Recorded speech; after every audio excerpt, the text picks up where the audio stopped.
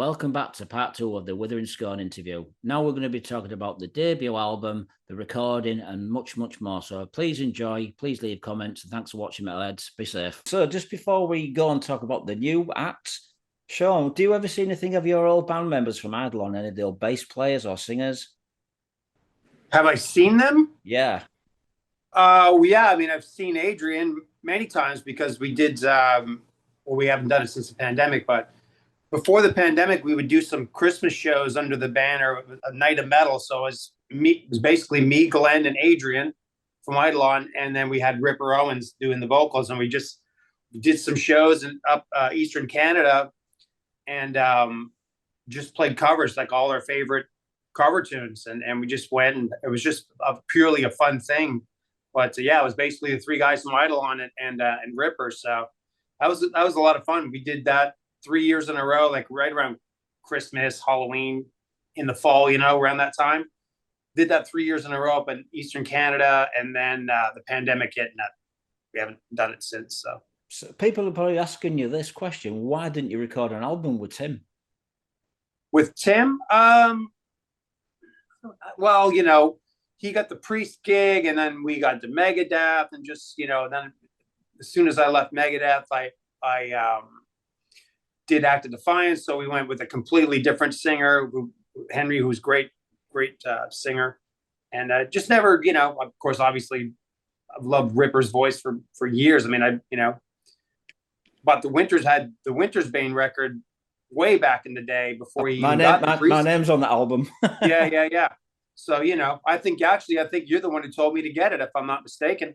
Yeah, I think you probably recommended that was before you got the Priest gig. So I've known of Tim I've been friends with Tim for a long time now. So but yeah, I mean, at least we got to play those shows, and Ripper does sing on a song on Glenn's last solo record, which I wrote the music for, and Ripper sang on that. I can't remember the name of it for the life of me, but I think it's called Dark Lords of Sleep, if I'm not mistaken. That's a great record. I don't know if you've heard that, Jason, or not. But it's a great record. He has just like a lot of guest singers. He has Todd from Queensryche and Chuck Billy. Joe played on a couple of tunes. Oh, is it Cherried Walls of the Damned? Is that it? No, that's one of Tim's projects he did. The one Glenn last record he did was called Walls of Blood. That's the one. Yeah, that's the one. Yes. Yeah, it's actually a really, really good record. I helped him write some of that record, and like I said, Joe played on it, and Ripper did sing a song on there as well. So at least we have one song with Tim on there. So is Act of Defiance still active, or is that kind of defunct? No, I mean, again, this is right around the pandemic.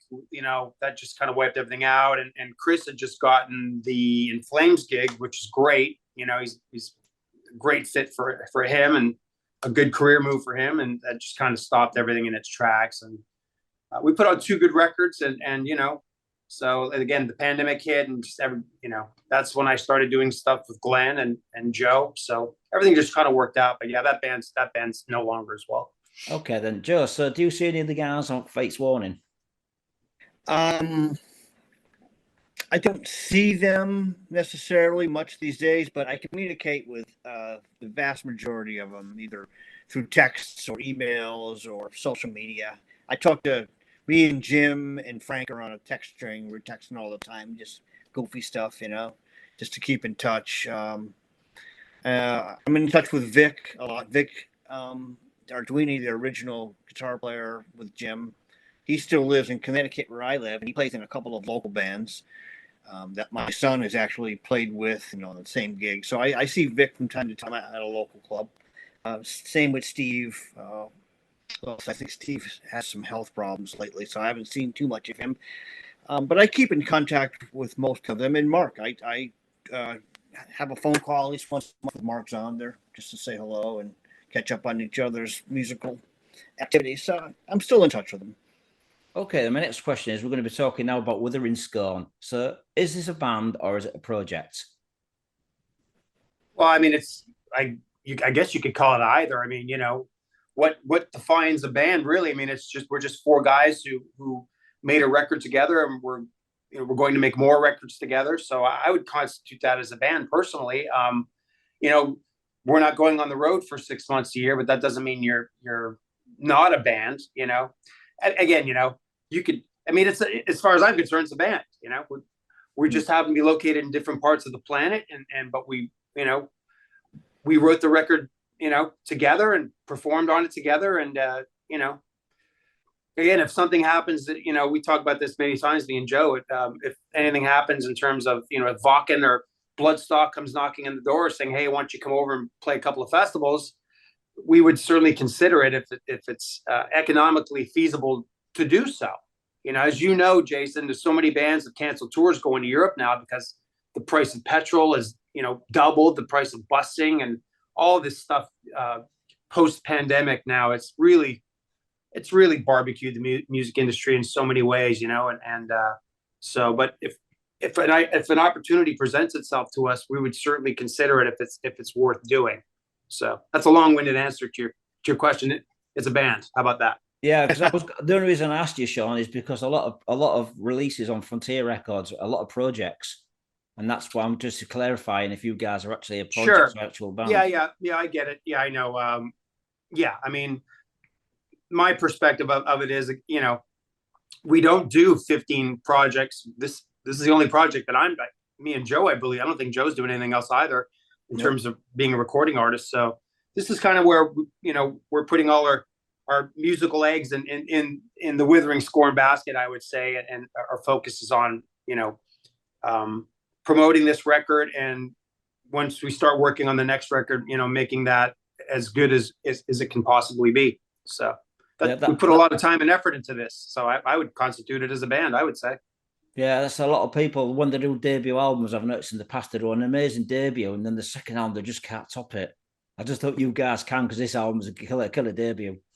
Thanks. No, I think, you know, my musical, I really haven't changed much in the way I write. I kind of do the same thing I've done for years. I just here's another batch of metal songs, and we kind of have a good barometer if something sucks or doesn't suck, you know, and of course opinions vary, and that's fine, but it has to pass you know, the three of us, you know, Joe has to be okay with it, and Glenn has to be okay with it, and I have to be okay with it, and Henning as well.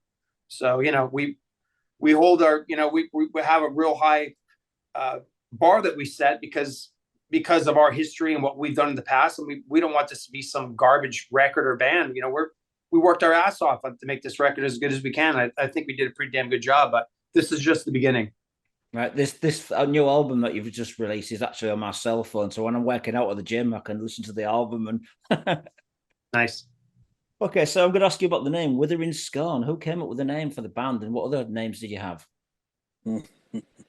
Jesus Christ! Yeah, I came up with the name. Joe. I mean, Joe and I we get on text with Glenn, and Joe would send 15 names, and this, you know, if the three of us agreed, yeah, that's a pretty good name, let's go with that. We'd look it up. It was taken. So, okay, scratch that. Or, you know, me and Joe would like it and Glenn would hate it, or vice versa. And it just went back and forth. And I would send a list. Glenn would send a list, you know, or Henning wouldn't like it. Or, you know, it's like it got to the point. I mean, I don't even know how many. I would say easily 60 names, I would say 50, 60 names, I think, that the three of us, and Henning supplied some names as well. So we just could not agree, or if we did, it was taken. So finally, I remember the name Withering Scorn. I heard it on television years ago, and I thought, yeah, it's kind of different. You know, it's metal sounding, but it's a little bit different. Nobody had the name. I looked it up to see if any band had it. They did not. So the guys all said, yeah, that's pretty good. Let's go with that. So, you know, it was a pain in the ass. Maybe you could have picked a title for the band at the beginning of a Fates Warning song, a beginning of an Eidolon song, and the beginning of a Firewind song. Yeah, right. Fates Eidolon. I should have called it that. Yeah, it's, you know, again, it's a hard thing to do, you know, first of all, to get four people to agree that it's a good name and stuff. It's, you know, all the good names are taken, you know. I wanted to call it Judas Priest, but I heard there was a band called that already, so we couldn't use that one, you know. But, you know, at the end of the day, it's a good name. We all like it, but the music is what matters the most to us. So we could have called it Chocolate Ice Cream for all I give a shit. You know what I mean? So good name. I think Withering Scorn's a good name. So before we talk about how you guys hooked up, I mean, what singers did you approach besides Henning? Did you approach Nils again, or who did you approach to be in the band, a bass player and singer? Well, Joe was for bass. Joe was the first name on our list because Joe had worked with Glenn on the Walls of Blood record, and we knew Joe was set up with Pro Tools and all that stuff. So again, you got to remember during the pandemic, you couldn't just go into a recording studio because everything was shut down. So it was important to have musicians who were set up to be able to record at home. So Glenn asked, we asked Joe, and he was down for it. And yeah, Henning was really pretty much the first guy that we thought of asking. Again, he sang on Glenn's Walls of Blood record. He sang 2 songs on that, and we think he's a great singer, and he was down for it as well. I don't know if we ever asked Nils. I think maybe we wanted to kind of not have too much from our past, because then everybody says, why you just call it Eidolon again? And, with respect to Joe and Henning, we wanted to kind of go forward and call it something different, so that's kind of what we did, have new guys and, which I think is good. It's exciting to, have musicians that I didn't play anything musically with Joe. So that was fun for me when we would get tracks back and Joe would have his bass tracks on there. We'd listen to it for the first time. I still get excited about that at my advanced age. I still have that passion to, love hearing a finished product or something. It's still quite exciting. Yeah, I was kind of like when I first heard it, I was expecting a little bit of Fates Warning in there, but there's not really any Fates Warning. It's kind of like absolutely no disrespect, show when I say Eidolon, because I love Eidolon's music, but it sounds like Eidolon but heavier, more like a Nevermore kind of thing. Do you agree? I mean, yeah, I think the way production is now, you can certainly have a heavier production, which we certainly have a heavier production than on the old Eidolon records, so that's part of it. Glenn's all constantly getting better every year, getting new equipment, learning new things and stuff. So Glenn's really advanced as a recording engineer, certainly since back in those days, back in 25, 26 years ago. So all those things come into play. Some songs are, we play in detuning for all of the songs, except songs that are even, some of the songs have even, that require a 5-string bass and stuff. And so there's certain songs that are heavier because they're tuned lower. So, it's nothing like I said before. I mean, I'm just writing here's another batch of metal songs. I don't try to sound like anybody. It's just whatever comes out at any given time. Unless it's something that's so obvious, just like, dude, it sounds like friggin' whatever, it sounds like that band that we scratch it or change it. So it's, I have influence. We all have influences from all over the place, which bleeds into our playing a little bit. It has to. It's part of our, musical upbringing. So, but I don't intentionally try to sound like anybody. If somebody thinks we sound like Nevermore at one point, or Vicious Rumors, or what have you, that's fine. I take that as a compliment. But it's not my intention to sound like anybody, Fates Warning or whatever, it's just, that's all part of my musical upbringing. It's very hard for a band to do something original these days, but I respect what you're saying, because you are trying to create your own style, but you're also going to get people saying like Vicious Rooms, like you said, or Nevermore. It's going to pop up in certain parts of the song, even Fates Warning, a little bit of Fates Warning. It's going to pop up there. It's just metal songs, dude. There's only so many, there's only so many notes in a scale. You're gonna at times maybe sound like somebody. That doesn't bother me. Almost wear it sometimes as a badge of honor. If someone says, "Oh, that song sounds like Judas Priest," I'm like, well, that's awesome. I don't try to sound like that, but if it comes out, it's never our intention at all. No. So the title of the album, Prophets of Demise, who came up with this title, and was you like flying names around like you said before? I actually suggested that, I think. And I think it was pretty obvious choice, for an album title, going by the song titles. That was our first point of, what we figured, which one of our song titles would make a good album title.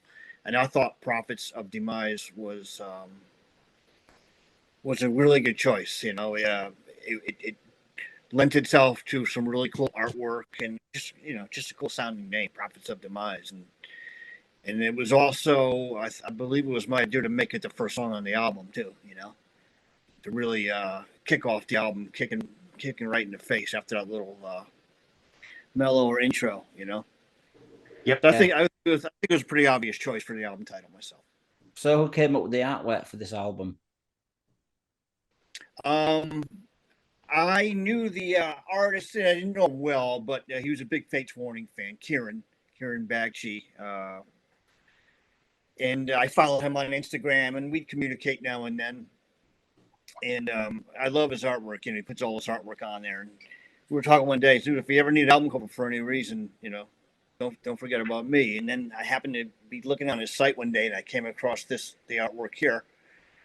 And I said, damn, he messaged him right away. I said, is this artwork taken? Has it been used for anything? He said, no, it's up for grabs. So I'm going to send it to the rest of the guys, but hold on to that because I think we like that. I think we're going to like that. It fit, I think, the title of the album and just cool looking artwork. So I sent it to the rest of the guys and they loved it.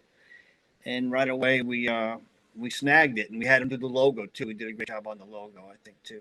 So who came up with the logo for the band? That was Kieran, the artist, the same guy, Kieran. We gave him some direction. We wanted to be legible. We wanted not like some of these death metal logos where you sideways, upside down. What the hell's that saying? So we wanted something that was up, bold, legible. Something memorable, which I think he did a great job on the logo and the artwork. Yeah, it's a really good artwork. Like I say, it does stand out a lot. But so the songs, I mean, how long did it take to record this album, guys? Was it done in separate studios with you being all around the world, or did you get together to write the material? What was the early process of it? Well, yeah, I mean, again, this is the pandemic. So, I mean, it took us, I think, about 3 years, if I'm not mistaken, from beginning to end. Yep. Yeah, I think it was 3 years. So, again, this, it was on and off, we all have things that we do outside of music as well. So, we don't always have the time to do, certain times. We pick certain times where we could record, or I would do a drum track and send it to Glenn. I mean, the process, was I would do a drum track once the song was written.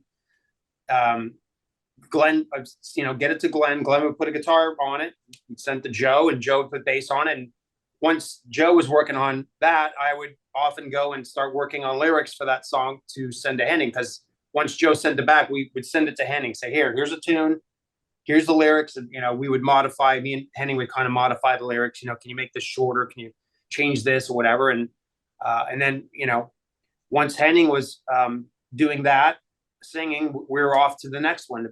Basically the same process. So, Glenn had written some stuff. I've written a lot of stuff for it. And again, on and off over the doing that process took about right about 3 years. So, it took quite a long time. But again, we were in no rush. It had to be right. It had to be the way we wanted it to be. And thankfully that worked out for us. And, but now that we're signed to Frontiers, we have a timeline. So it's like, okay, within 2 years, we got to put out the next record. So, I've already got the wheels spinning a little bit for that, and just, getting down ideas musically and stuff. And it's basically the same process, but I want to be a little more ahead of the game this time, because now we do have a timeline, and I like to be prepared. And so that's kind of where we're at. Yeah. So the lyrics wrote by just yourself, Shawn, or is Joe involved, and Henning? What's the lyric-wise? It's pretty much all me. Yeah, I think Henning offered a couple lines to one of the songs. I can't remember which song, but yeah, I mean, 99% of it were basically similar to the Eidolon days, where I handled that as well. So it's something I enjoy doing. Going forward, I've talked to Joe. I want to get his idea, if he has any musical ideas, or absolutely lyrical ideas. I don't even know if Joe writes lyrics or not, but if he wants to take a crack at it, have at it. He knows what our standards are. And, I'm open to anybody to contribute the way they want to. It just so happens that I wrote most of the music, because Glenn does so much work in the studio. He doesn't that's a full-time job in itself. So, but Joe is, I've talked to him several times. It's like, look, once we get going, if you have any ideas, send them my way, send them our way. And if we can work with it, we will, you know, same with lyrics. If he has a lyrical idea, it could be a couple of lines or a song idea. You know, we're open to all. We don't have egos about that kind of stuff. So I want this to be the best that it can be. And we're all involved in that process. Okay, Shawn, do you actually still live in North Carolina? Last time I spoke to you, a long time ago, you were living down that way.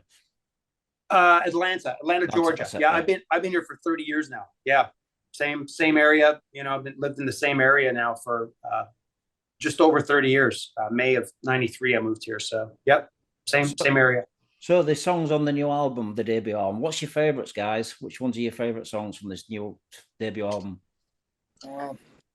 I think my favorite is the last one we actually wrote for the album. It was Eternal Screams, the last track.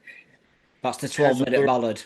Yeah, it's a little more, has a little more to it, some acoustic parts and a little keyboard parts, just a little more interesting, just to break up some of the fast heaviness of it. I think it you need some breaks in there from the speed and heaviness of it. So same with ancient dreams, and same kind of thing.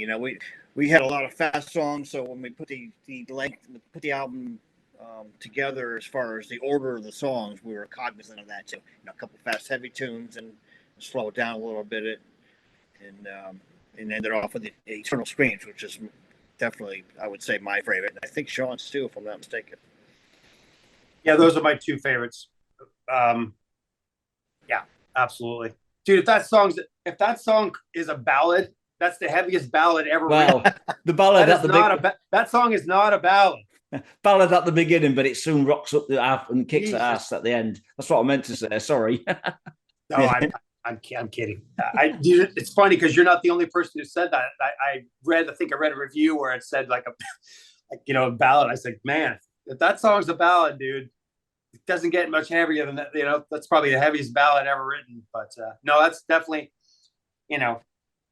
we definitely had more dynamics in that song with the clean guitar and then that nice piano thing in the middle and stuff. But it's a pretty progressive song. It's got some nice twists and turns to it. I love them all. I really do love every song on this record, but those are my two favorites as well. Ancient Desire and Eternal Screams are my two favorites. I mean, the first time I heard your music was on YouTube. You did a lyrical video, and I was like, holy fuck, this has got to be the Drover Brothers without even knowing that guitar sound and drum. It's got to be them. And I looked it up and I was like, holy shit, the back. Yeah. But that was like an awesome debut. I mean, how many hits and what response did you get for that first video you put out, guys? What was the response you got on the net?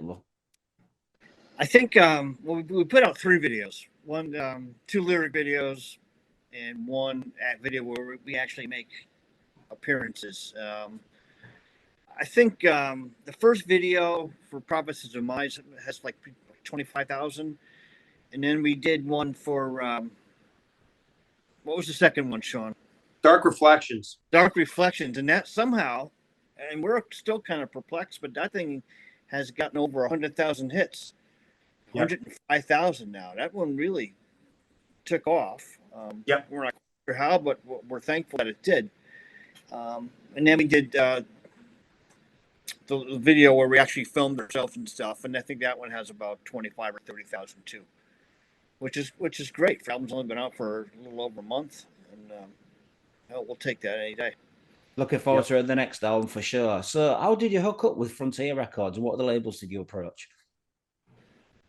I mean, we did the usual, the Metal Blades and the, Joe hit up some labels, obviously all metal labels and stuff. And I hit up Frontiers because my friend Dean Castronovo is on, he's got that band with, what are they called?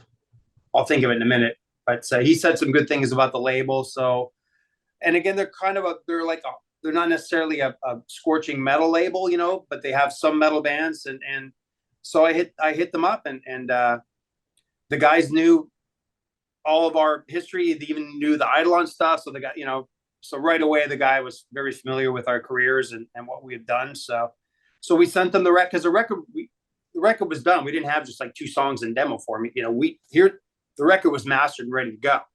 So that, you know, and they responded the next day and said, "Man, we love this record. We want to offer you a deal." So I mean, it was, I think it was within 2 weeks or something like that. It didn't take us very long to get an offer, solid offer. So they wanted to do a multi-record deal with us, which is what we wanted to. We didn't want just a one and done thing, you know, because we don't view this really as a project per se. So you know, so they've been doing a good job so far, you know. So there you go. Like, say the album was produced by yourself and your brother. You co-produced it with your brother. I mean, who else was involved with the production? Did you ever think of approaching a producer, or was it just, "No, we know what we're doing, we'll do it"? Yeah, we don't. First of all, we had no budget to afford a producer. You know what I mean? And you know, again, because we recorded at where we live, you know, there's really no need. We didn't need any musical direction. We knew exactly what we want. You know, we've been around the block a couple of times, so we know what we're doing. And frankly, I don't think we'd want a producer at this stage. I don't want anybody telling me what I need to do, you know, or that would piss me off to no end. I you know, for my own music, like we always had a producer with Megadeth records, and Joe's obviously had lots of producers over the years and stuff. It's a different time now. And for this, we know what we're doing. Glenn does a great job. Glenn acts as producer. I mean, you know, he cracks the whip when he needs to on everybody, and especially himself. You know, he told Joe, flat out, if, you know, you can do better, he'd say the same for me. Or, you know, this riff's not that great. It's stock, you know, you can do better.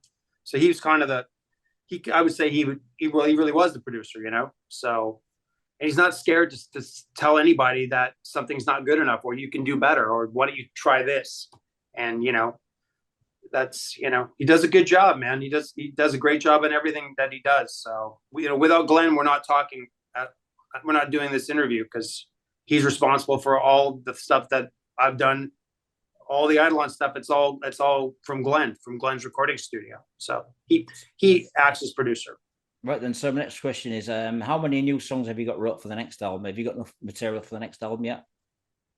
Yeah, I've been working. I have one song written, and now I'm on the second song arranging, which Glenn and I are going to work on that this coming week, later this week coming up. Just arranging the songs, and then I have one song done for drums, which is the first song, and then once we arrange the second song, I'll do the drums for that. So we're ahead of the game a little bit, but again, we're not in any mad rush. When inspiration comes, is you know, when we can do it, that's when we kind of jump on it. So Glenn and I have already made plans to work on the song 2, get it arranged this week. And again, it's the same process. Once Glenn does guitars for song 1, which the drums are already done, we'll send that to Joe. And then same process, you know, Joe will work on that, and I'll start working on, I already have some lyrics, a bunch of lyric ideas. You know, anytime I get inspiration, I put it right here in the phone, you know. It could be a line, it could be just the name of a potential song. It's the same really process that we did back in the Eidolon days, except we didn't have iPhones, so I would just jolt it down on paper. And you know, I really haven't changed the songwriting process since almost 30 years now, since we started doing this. So my next question is, how are you going to see the next album compared to this one? How is it? Same style? Are you going to go heavier, darker, or different direction? You got any ideas you're allowed to say? It's just, you know, again, it's just here's another. There'll be another set of metal songs. You know, Yeah. It could be, you know, I don't know if it's going to be more faster songs, slower songs, more ballads, as you say. You know what I mean? We could, yeah. You know. Now that you said, maybe I'll make real ballads. I'm like joking with you, Shawn. I'm joking, man. Yeah. No, I mean, you know, it's just it's always under the umbrella of heavy metal, so that'll never change. Whether, just depends what kind of mood we're in, you know, or again with Joe now is going to be, I think, a little more involved in that process. Joe says, look, you know, we need a song that goes like this, or we should try something like this. You know, we're always cognizant of, you know, not having too many songs that sound the same. That's, you know, that was a real we're real sticklers for that, because there are bands that the songs all sound the same, and that's great. But for what we're doing is, we want to make each individual song different from the other, and I think we did a good job with that, and that will continue for sure. Yeah, you definitely did. So the next question is, are you guys going to be actually touring? I know you said earlier on because of financial problems, but would you like to see you guys touring if Frontiers can sort something out for you? Well, I don't know about a full-fledged tour. It just the semantics are the arrangement's kind of crazy. Henning's in Germany. I'm in Connecticut. Shawn is in Georgia. Glenn is in Canada, and it's not like we can all get together around in the warehouse around the corner and rehearse a set, and so it's kind of tough. And plus, financially, like Shawn was saying, it's so expensive to tour. Just a bus alone, bus and the bus driver and all that's $20,000 a week for a bus. So unless we want to travel around in a van for 6 months, which I don't think any of us really wants to do, nope. I don't see us doing a full tour. I can, and I really want to. I love playing live. It's my favorite part of being a musician for me. I always love playing live the best, better than recording. It's just I love it, But so I really want to do some shows, but it would be more like maybe a string of 5-6 festival shows in Europe, and maybe a couple of here in America they're starting to catch up on. Doing festivals now. It's becoming a bigger thing over here. So maybe we'll hit 2 or 3 of the U.S. festivals. That's what I love to do. And I think we all pretty much agree on that. We're hoping that there's a call for it. We hope there's enough people that want to see us live. So far the reaction to the album's been great. And, the video hits and the people streaming it and the actual album sales we're very happy with so far. But it's early in the game yet. Okay. So if there's a call for it, enough people want to see us, we definitely want to. Right. I'd like to thank both of you guys for doing this interview. You've got my full support, as you know, Shawn, Joey. So have you got anything to say to the people? I'm going to be watching this on YouTube before we finish. Buy the record. How about that? Support metal by buying metal. How about that? Yeah, it's important, for that's how the record company recoups their money back, and that's why they they'll say, well, let's do another one, because they recoup it. It shows the record company that people dig this band, and they're supporting the band, which supports the record company. It all works out for everybody. When we're still sticklers for that. We still buy music to this day. And that's one of the reasons why. You can easily go listen to it right now on Spotify or whatever for free, and that's fine and dandy. But we still support and buy music because we know what the deal is, So it's, if we can get more, if we can get people to buy the record, it's an important thing, and So that's all I really can say about that, right? Okay, what about you, Joe? Yeah, same thing. Go buy the record, man, and I really. Like we're so happy so far with the reaction. Like I said, we didn't know what to expect. As people's reaction to it. So far, it's been a 99.9% positive reaction. It was going to get a couple critics that just like to criticize everything, but all the reviews and everything have been positive, which makes us happy. But yeah, so go buy their album. Go buy the album so that we can. Go out and do a few shows and put out 2 or 3 more records, which is what we want to do. But so far, we can't complain. The reaction's been fantastic. Right. I'd like to thank you both, you guys. Have a nice day. Keep in touch, and hopefully we'll meet again soon. So take care. Thanks, Jason. Thank you, brother. Thank you. Bye-bye. Thank you. Bye, guys. See you, Jason. Bye.